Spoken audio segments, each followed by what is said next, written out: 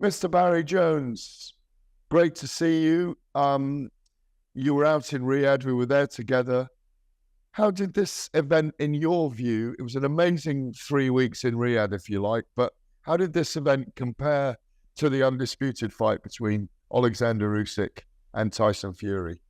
Well, Usyk versus Fury was a generational fight, so I think we have to put that to one side as it being ultra special. But as the whole bill lined up, that on paper this bill was fantastic. But as we know, Gareth, on paper and in reality, very rarely gel together. But I think it delivered them more. I thought every fight was super competitive, like they were on paper.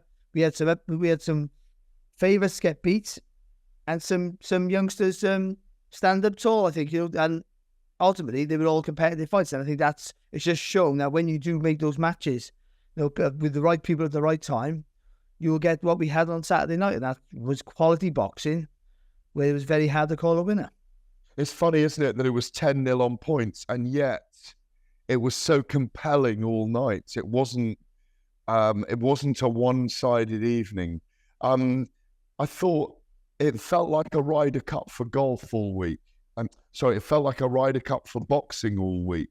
One of those scenarios where there was an extra layer, there was an extra level of competition with Frank versus Eddie. I mean, I went to a media lunch in the week, and there were 3 Warrens, a Hearn and a Smith. Frank, Francis, George, Eddie, and Frank again, all sitting within 10 feet of each other, talking about fights that could be made, things that would go forward. That was on the Wednesday or Thursday, that was. It was extraordinary to see 3 Warrens, Frank Smith and Eddie Hearn, just sitting there together. And I think the drama as well of Frank and Eddie sitting next to each other, the cameras on them, his excellencies, mood and attitude to it all. I just think it all added to an amazing fight week. And on the night, like you say, we'll go into all the fights in detail, but what Willie Hutchinson did, what Hamza Shearer did, what Nick Ball did, what Daniel Dubois did, what Zhilei Zhang did, the 5 winners of that, as well as Bivol looking as efficient and brilliant as he is, and maybe swinging our view back to, maybe he will outbox Beterbiev.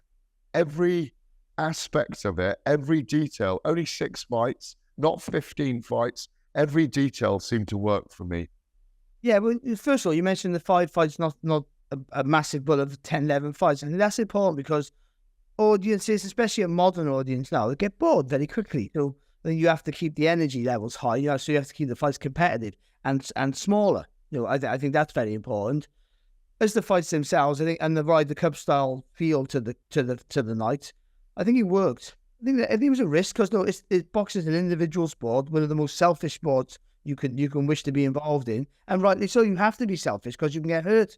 But I think it did come down to the teams wanting to win, and certainly when Queensbury was so far ahead with 2 fights to go, and it was all down to the heavyweights, then I think it got really interesting because it got to a point where Matchroom couldn't win, but they could level it, they could draw, and you got 4 guys with 2 knockouts. With 2 knockouts, exactly, yeah, and you got 4 guys who can punch there, and it's not, and it's, bear in mind, in the Dubois fight, of course, with Hrgovic was a favourite. That's the truth. He was a favourite. So you think, he can stop Dubois here possibly, and then it's all down to Zhang and Wilder, and then the night's gone perfect, hasn't it? Then you can have written a better script down to the most devastating puncher the heavyweight division has seen since Ken Norton, up against Zhilei Zhang, who's a giant of a man who could put you to sleep with either hand. So, but as it turned out, the Queensbury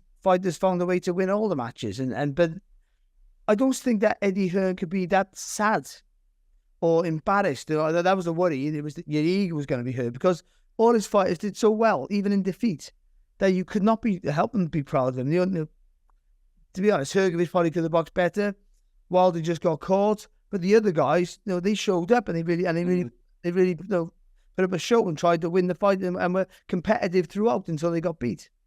I thought Eddie Hearn was a great sport as well. I think he took the loss very well. I mean, he did get smashed in the scoring, I thought the skits he did with Frank Warren on the way home showed that he was a great sport. He's got a great chin.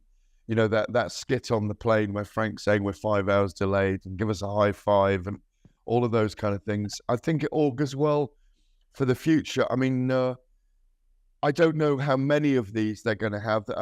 Frank Warren spoke to talkSPORT on the Monday and explained this to talkSPORT about that we need to be careful not to do too many 5 versus 5 events because they need to be a novelty. Let's have a listen to Frank.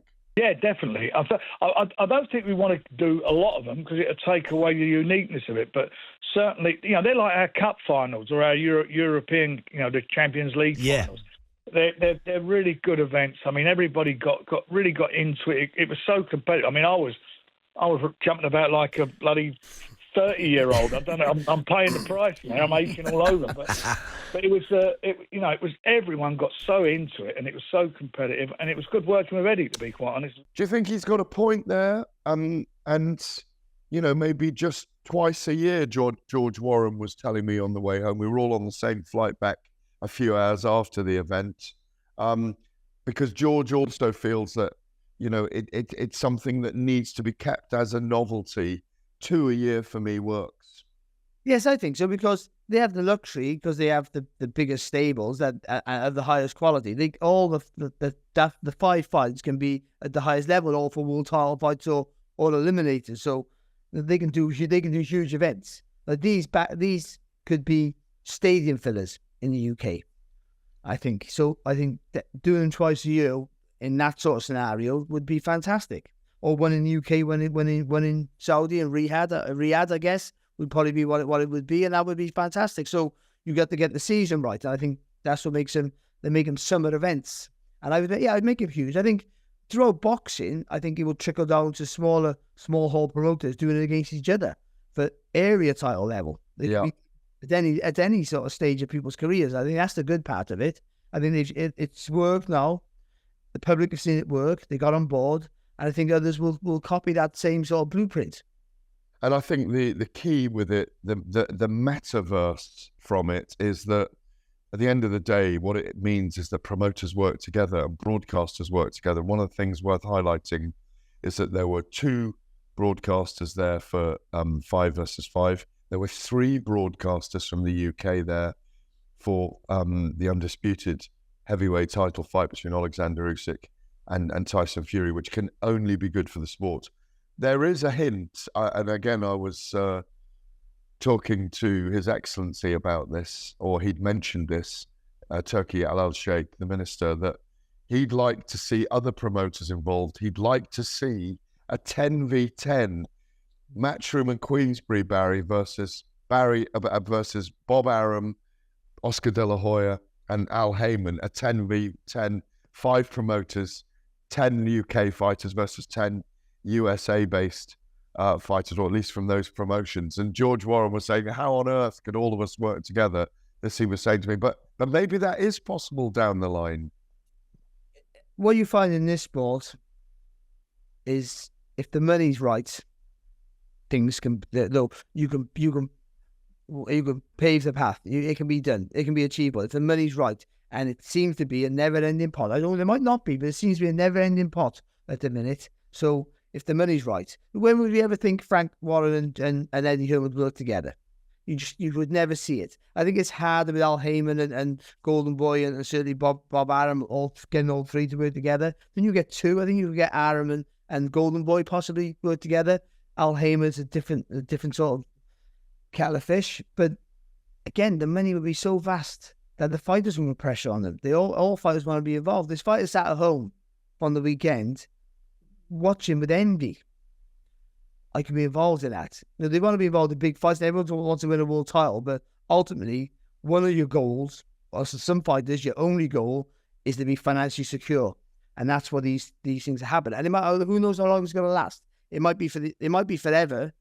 It might be for 12 months, 18 months, 3 years, 5 years. You don't know. Let's hope it is forever. I hope this changes boxing for the good. But if it's not, you want to be involved early while you can. So I think it's achievable. I can't believe I'd say that, but I think we can get anyone in nowadays.